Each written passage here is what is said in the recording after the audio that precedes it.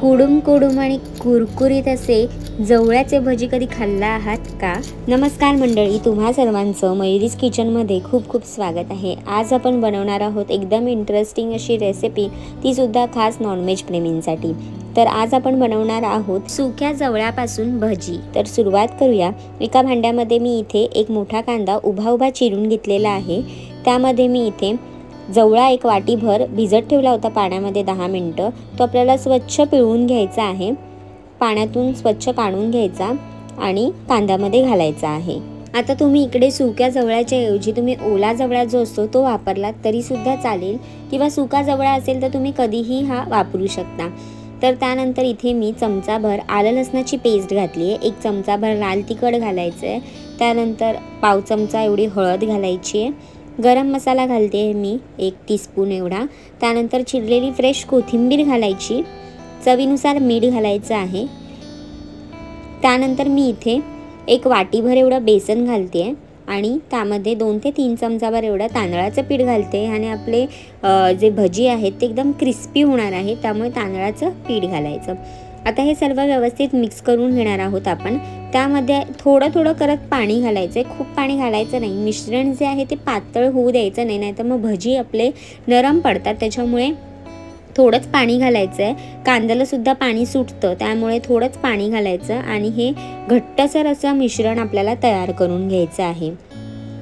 जर तुम्ही मयुरीज किचनला अजूनपर्यंत सबस्क्राईब केलेलं नसेल तर लगेच जा, सबस्क्राईब करा आणि बेल आयकॉनवर क्लिक करायला विसरू नका, म्हणजे जेव्हा केव्हा मी माझी नवीन रेसिपी अपलोड करेल तेव्हा तुम्हाला त्याचं नोटिफिकेशन मिळेल। तर आता इथे तुम्ही पाहू शकता बॅटर एकदम परफेक्ट असं तयार झालेलं आहे। आता मी इथे तेल गरम करत ठेवलं आहे कढईमध्ये। त्यामध्ये आधी मी गॅसचा फ्लेम स्लो करून ठेवला आहे, तेल आधीच गरम करून घेतलं आहे। त्यामध्ये एक एक करून भजी घालायचं आहे। भजी घातल्याच्या नंतर आपल्याला एकसारखे असा रंग येईपर्यंत भजी जे आहेत ते छान तळून घ्यायचे। छान गोल्डन रंग येतो भज्यांना, मस्त कुरकुरीत होतात हे भजी। तर मीडियम फ्लेमवरतीच आपल्याला हे भजी तळून घ्यायचे, हाय फ्लेमवरती अजिबात तळायचे नाही, नाहीतर मग बाहेरून रंग बदलेल आणि आतमधून भजी शिजले जाणार नाहीत आणि मग ते पटकन नरमसुद्धा बनतील। तर जास्त वेळ कुरकुरीत राहण्यासाठी आपल्याला काय करायचं, स्लो टू मीडियम हीटवरती भजी तळून घ्यायचे।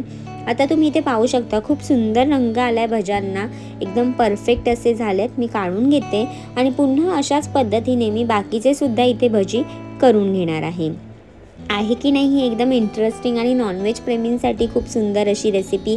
तर आता मी हे भजी काढते आणि ह्याच कढईमध्ये पुन्हा मी तेलामध्ये जे उरलेलं मिश्रण आहे त्याचे सुद्धा भजी इथे काढून घेते आणि पुन्हा मी छान गोल्डन रंग येईपर्यंत हे भजी तळून घेणार आहे। तुम्हाला माझी रेसिपी आवडली असेल तर लाईक करा, शेअर करा आणि सबस्क्राईब करायला विसरू नका। एकदम झटपट होणारी इंटरेस्टिंग अशी रेसिपी आहे। कधीही तुम्हाला खाऊ वाटत असेल नॉनव्हेज तर छान सुका जवळा असेल घरी तर तुम्ही ही रेसिपी ट्राय करून पाहू शकता, एकदम सोपी रेसिपी आहे।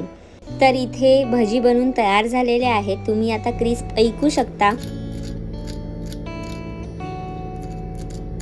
नक्की ट्राय करून पहा रेसिपी आणि निरोगी खा, निरोगी राहा।